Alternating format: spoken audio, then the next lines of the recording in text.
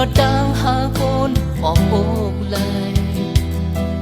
นักตัวใจก็ลมหูลีอันหักมา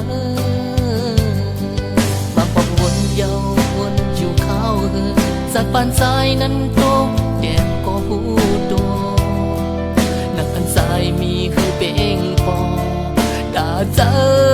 มาเสือเหมือนกวางเป็นกำเมื่อมาเงงเวออกสายนั้นยกเอาเจ้าสายเมาจมเป็นหวานเจอใจก็ยอมก็เพื่อใจหักมาล้นหนาเลืออกใจ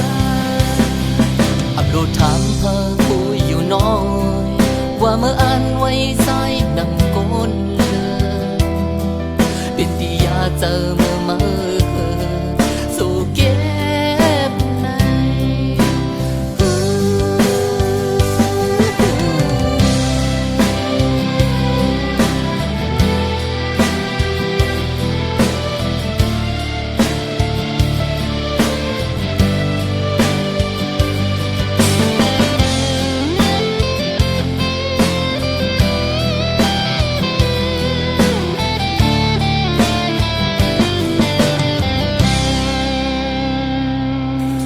บนโลกนี้มันจะมีใคร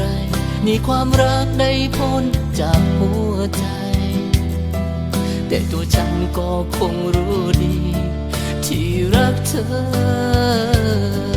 แต่บางครั้งคิดแล้วคิดอีกแสนนานชีวิตฉันนั้นก้อยดังก็รู้ดีสิ่งที่ฉันมีคงไม่พอสุขใจของเธอแปลกใจเพียงครั้งเมื่อเธอคอยเผาหลบสายตาหลอกใจของฉันแล้วไปเป็นหวานแต่ฉันก็ต้องยอมก็เพราะฉันรักเธอที่สุดของหัวใจไม่ต้องถามใครฉันก็รู้ดีว่าตัวฉันนั้นแค่ส่วนเกินเธอเหนื่อยใจที่ไรเธอคอยมาขอพา